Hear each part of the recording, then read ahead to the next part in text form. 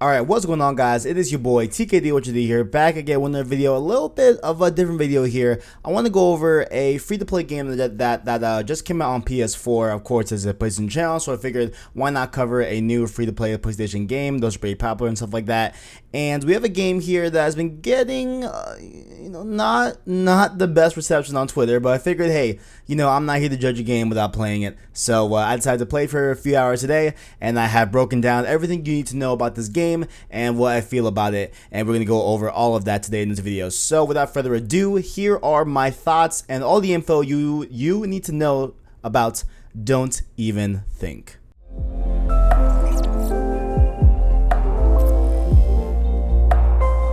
Now, Don't Even Think came out, I believe, on July 10th, so it was about a week ago, and is published by Perfect World Games and developed by Dark Horse Game Studios. And this is a game that's out of China, and so this is a Chinese-developed BR asymmetrical game, so it's a little different here. So it is a battle royale game. However, there is a slight unique twist to it that I honestly enjoy the actual kind of format and form factor of this game and how unique it is in terms of being just a regular standard BR game. And so where the asymmetrical game comes in is where you have 3 players in a given game that end up being werewolves when the game turns to night. And we will talk a little bit more about the werewolves' abilities and stuff like that and how they overall play into the meta of the game. But that is where it sets it apart from being just a regular standard BR game, which I actually like. And so there is a story here.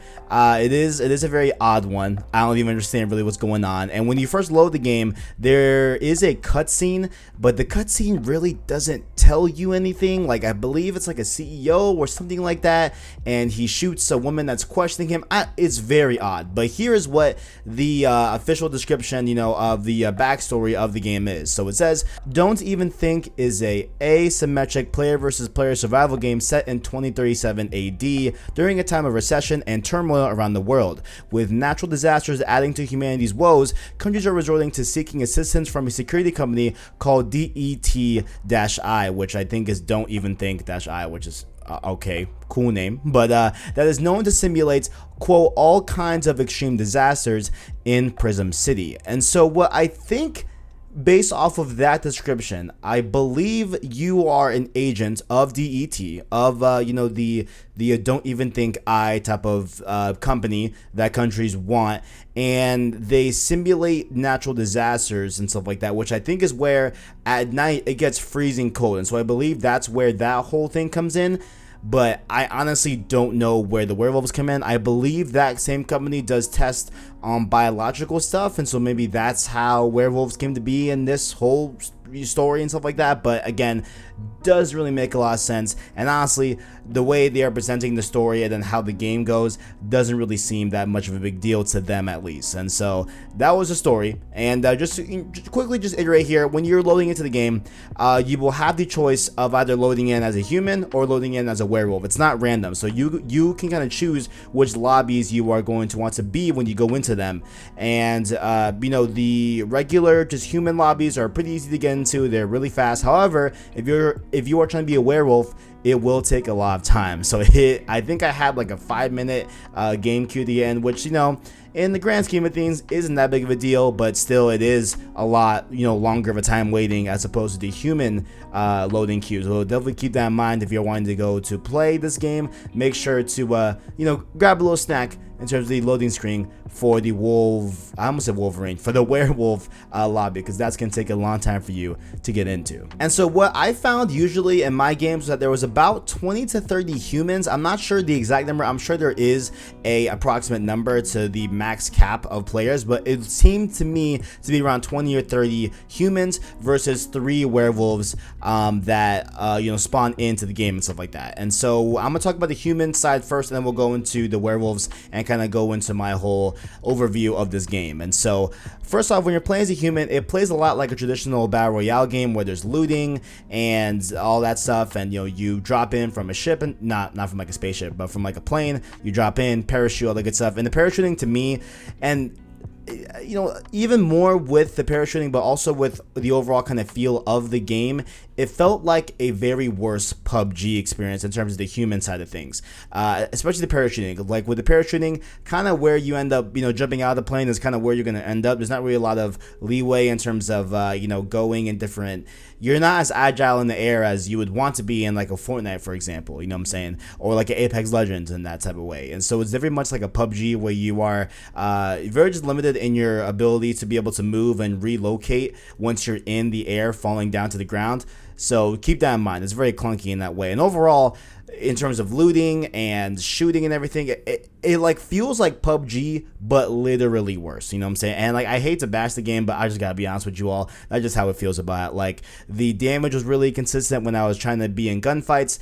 It seemed like the hit registration was really the culprit here, and that could be just a networking issue with the game, and maybe that's where the inconsistencies come from. But I just think, also, my connection is good. I have a really good connection. It's definitely not my end. It's definitely either the network code or just the game as a whole is just not finished and just not polished at all. You know what I'm saying? Like, it definitely does not feel like a final. Like, to me, this feels like a beta. It does not feel like a final product, at least to me. You know what I'm saying? And so, just in terms of looting, there are plenty of places to get loot. That's not really the biggest issue in the world. Even though the map is pretty barren and there's only like a few key spots that I was remembering throughout the hours that I played and stuff like that.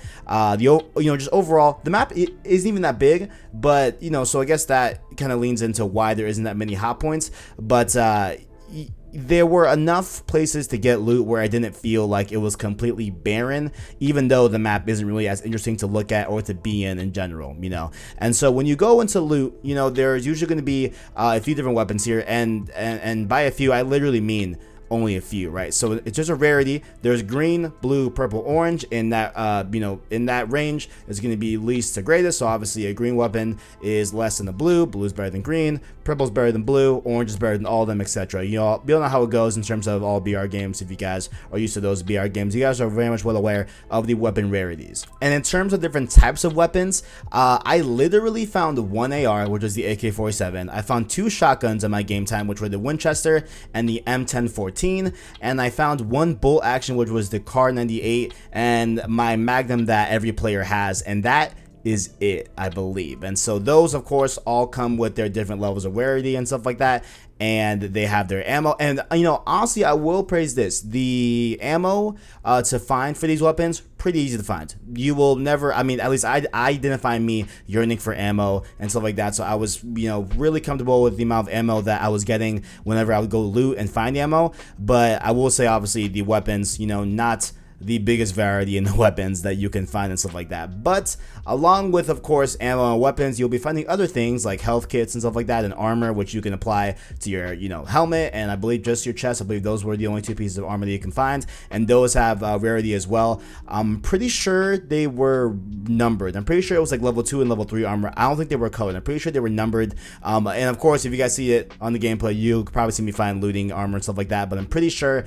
they were numbered and not color coded like the weapons were. But also, amongst finding all those things, a important aspect to this game is that it starts out during the day, where you go into a match, you drop down, you start looting, you start out during the day, and then it goes into a night phase, where in that night phase, it gets freezing colder on the map. And so you're going to have to combat that along with combating other enemies, as well as combating the werewolves that spawn at night. And so for that, because it's so cold, you have to find food to be able to keep your inner body temperature up, which is pretty interesting. So it's a little bar that spawns at the top of your health bar. When it turns night, it will start to decrease as you get colder, and so you need to find different apples.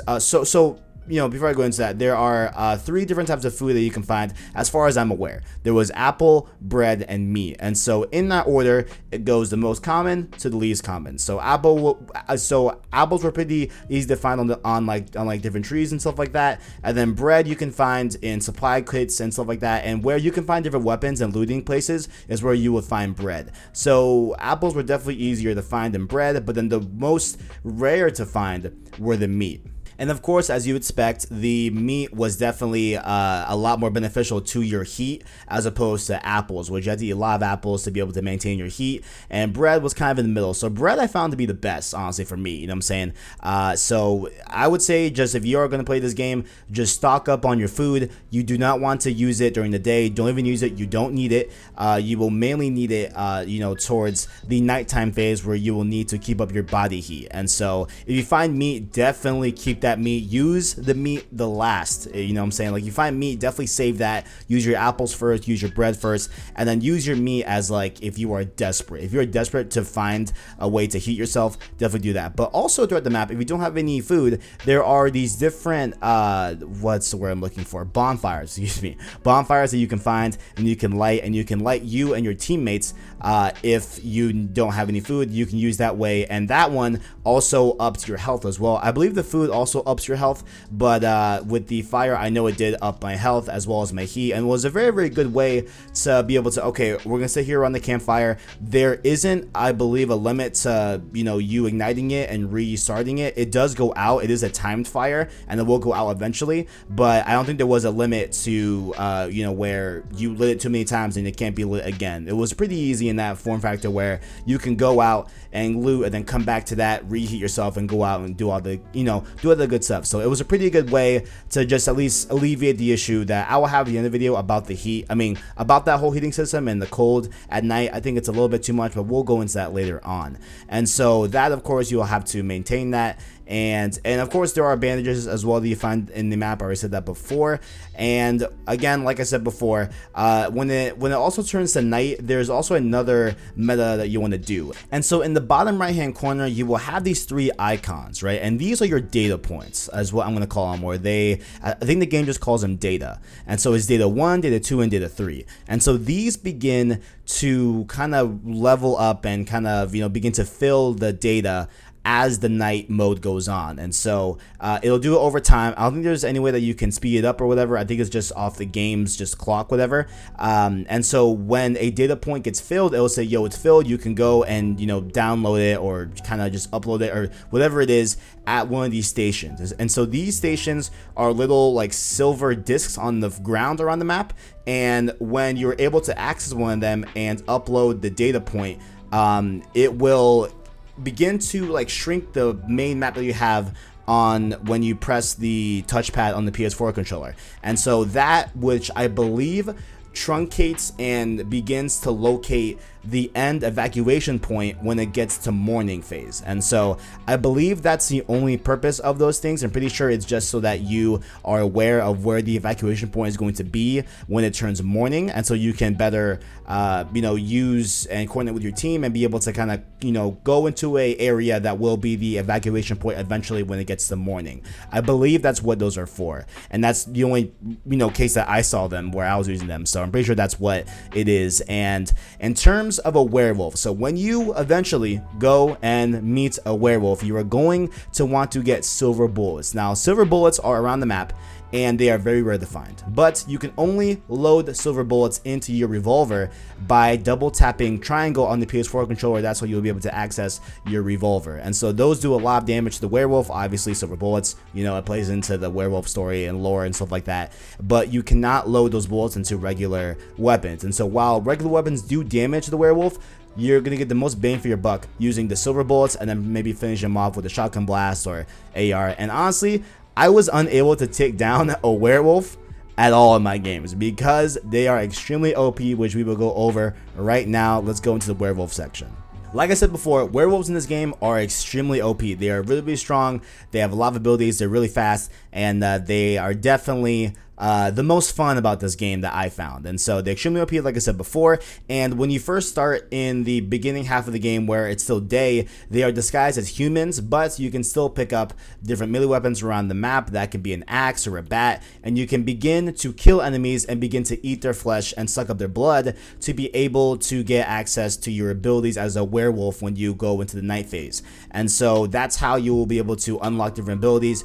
The more you eat, the more you consume your blood, the more abilities abilities will unlock. And so the first one that you'll usually unlock is the super sprint, I'll call it, where you get on all fours and you can go really fast around the map, and it's really useful to get out of a cover or go and like engage a far away target that you see. You can evade or attack really easily that way and just kind of take people off guard. And the other one is, I believe it either allows you to do more attacks in a given time or does more damage to your attacks. I'm not sure what it was, honestly. It was the one on the right. It had something to do with damage, I believe. And so again, not 100% sure what it actually did, but I'm pretty sure it did something like that. But those abilities you have to earn in game by eating bodies around the map that are just already there. And also a neat thing as well is that in this game on the minimap, if you're a werewolf, and I believe it's a human too, there's a skull and bones logo on the minimap that allows you to find a lot of corpses in a given space. And so those markings mean that there are a lot of bodies in that range, and so as a human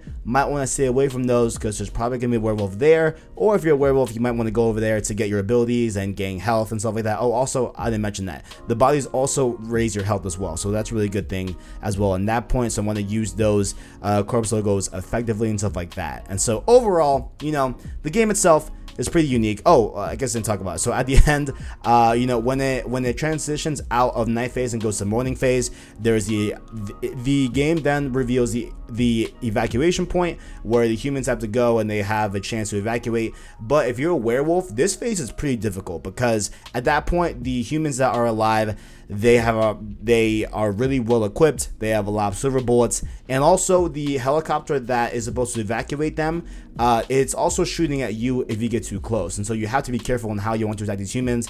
And so it's really difficult. And my first time in that phase, I died. Probably because I suck, but I did play a game where I was a werewolf and we were able to take down all the humans before it even got to the morning phase of the evacuation. So it just depends on if you even get there or not, but it is pretty difficult if you're a werewolf. So overall, I'll say, this game as like a format and as a genre, as like this mix of like a battle royale and an evolved type of asymmetric type of game where, there are a few people in a given match that are very OP and everyone just like a regular standard, soldier and stuff like that with different guns and everything.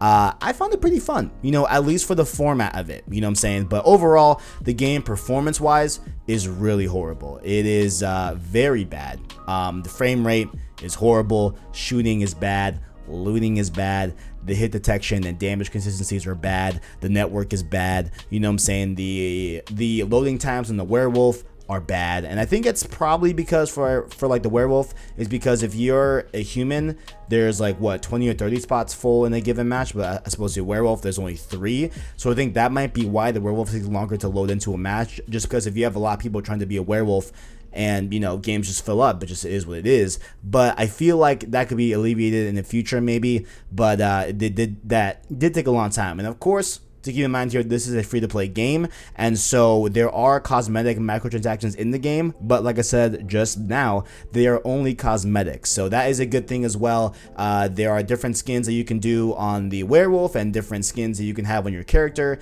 and they are going to have weapon skins, but they were not available as of this video, and so they will have weapon skins in the future. I just couldn't get them and access them, and you get these cosmetics through buying gold with real money through the PS store, so you can do that and get the gold to be able to get the cosmetic stuff. And so to me, cosmetics are, is what it is. I don't have an issue with microtransactions that are only cosmetics, so gets a, thumbs up from me on that point. But the only 2 thumbs up I see are that it's a ethical microtransaction system and the werewolves are pretty fun in this game, but everything else is pretty bad. But I feel like, the actual format that they had, this like BR evolve type of combination, is unique. And if they were to actually, I think finish this game and make it a little bit more playable, I think it could be fun, honestly. But, as is right now, I can't really recommend it. And especially I couldn't recommend it if it was for purchase. If I bought this game, I would have been mad. Let me tell you something, guys, for real, I would have been mad.